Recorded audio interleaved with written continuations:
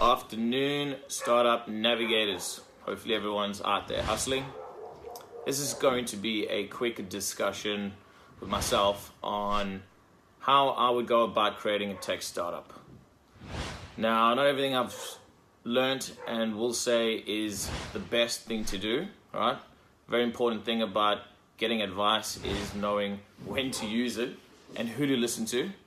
This is just to challenge the way you currently think about going from idea to something, right? Now, I've seen this happen many times before. I've done it myself too. And it's really, really easy to do it smarter, to save more money, and to spend less time. Time is very important.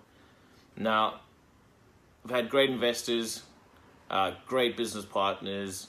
This is pretty much a culmination of what they recommend, what the incubators like 500 startups, etc. recommend. But basically, if you have an idea, right, let's start from the beginning.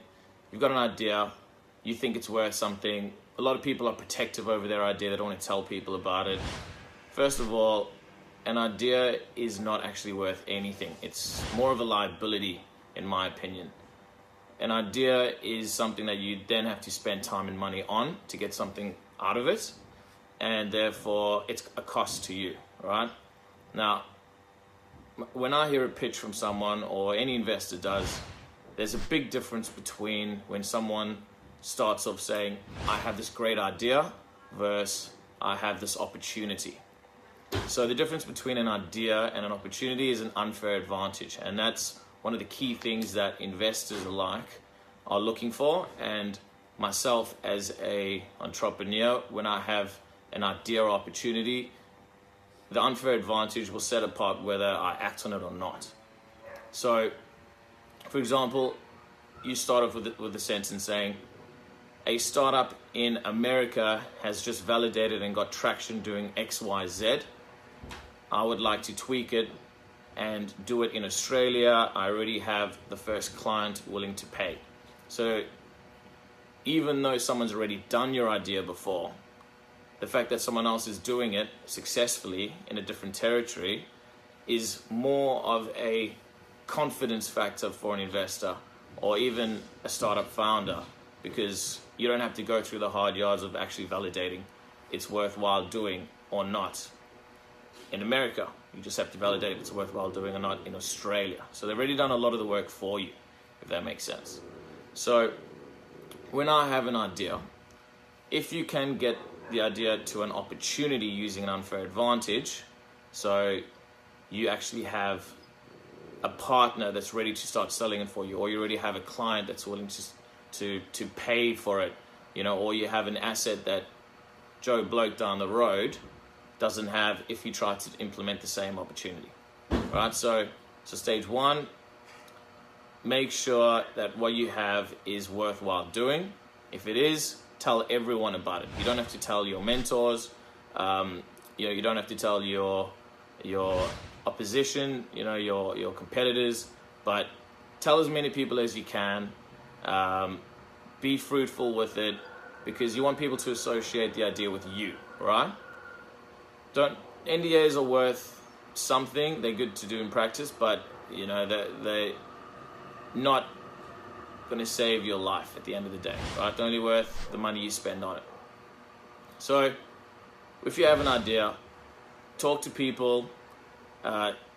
Second thing I do is create a simple landing page, right? So if you, for example, want to sell chocolate, you don't have to go and find the supplies. You don't have to buy chocolate. You don't have to become a chocolate connoisseur.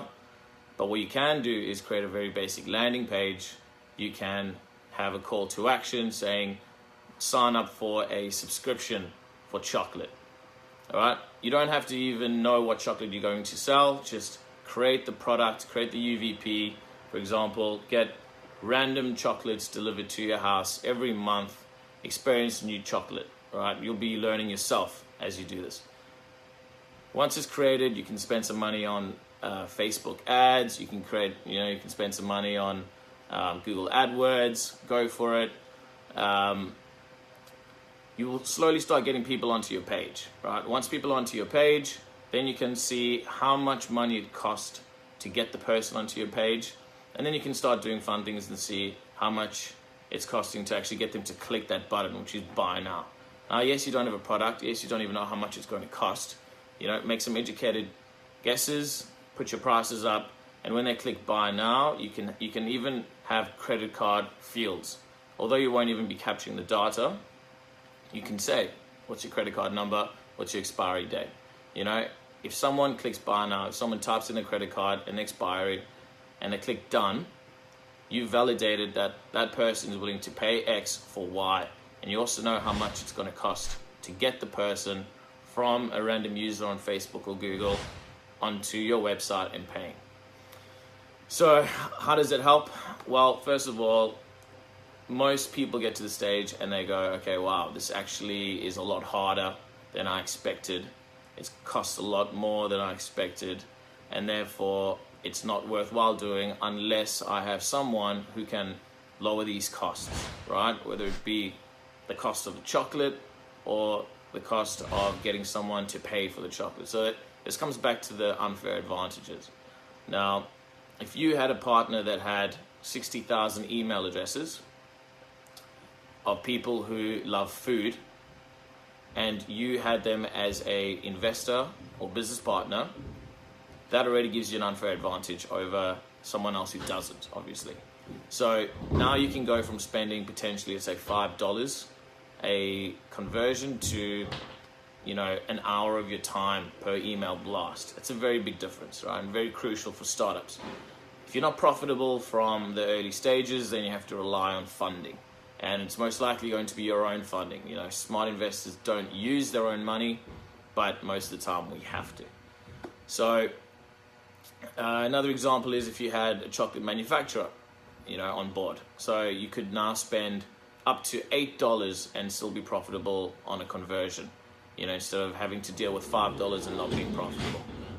So, you know, the good thing is you don't have to build a product. You don't have to build a coin. It's a blockchain, you know, it's a big buzzword these days. You don't have to actually do much to create the perception that it is there and to validate that people are willing to pay X for Y. So take some advice from a person who's learned the hard way and from people who have taught me the same thing.